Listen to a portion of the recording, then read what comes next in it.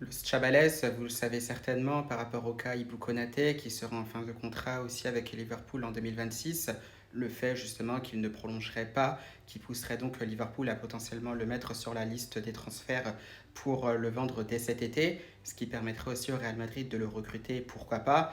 Mais c'est vrai, je me demandais aussi si Ibou Konaté pourrait être effectivement le défenseur dans l'idéal pour le Real Madrid dans ce mercato-là, parce que c'est vrai, les qualités du français, on les connaît vraiment très très bien. On sait justement que physiquement, il est très très fort. Il est aussi à l'aise quand même pour relancer les ballons de derrière. C'est vrai qu'il a aussi cette petite problématique, à savoir justement s'il peut être fort justement en tant que leader, parce que généralement ça fonctionne très très bien lorsqu'il est en duo. Ça peut être par exemple avec Van Dijk, on a vu que c'était très très fort aussi avec Ibrahima Konaté, mais en tant que leader, c'est vrai, je me pose aussi des questions quant à savoir si ce serait la recrue idéale pour le Real Madrid, tout en sachant aussi qu'il y a encore un facteur vraiment très problématique, c'est que le français se blesse quand même assez souvent. On a vu qu'il s'est blessé assez souvent à Liverpool, c'était le cas aussi du côté de Leipzig, et par rapport à ça, c'est vrai que pour ma part, ça met quand même un petit coup de frein, et c'est vrai que je privilégierais peut-être un autre défenseur. Le premier, c'est évidemment Alessandro Bastoni,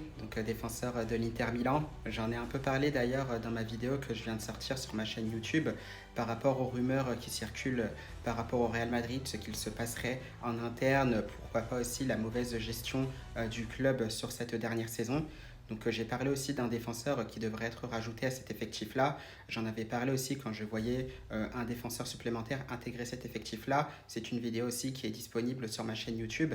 Mais c'est vrai qu'Alessandro Bastoni, par rapport aux qualités qu'il a, parce que lui aussi quand même c'est assez rapide, c'est assez imposant sur le plan physique. Il est gaucher aussi, ce qui peut être un avantage notamment pour les relances et aussi pour le côté sortie de balle dans l'effectif de Xabi Alonso. Il a ce côté leadership aussi, le joueur italien, on l'a vu notamment dans cette campagne de Ligue des Champions avec l'Inter Milano. Et c'est vrai que par rapport à ça, il y a aussi le fait justement que l'Inter est en fin de cycle. On l'a vu notamment avec les départs de Simone Inzaghi, mais aussi bientôt peut-être de Hakan Çalhanoğlu.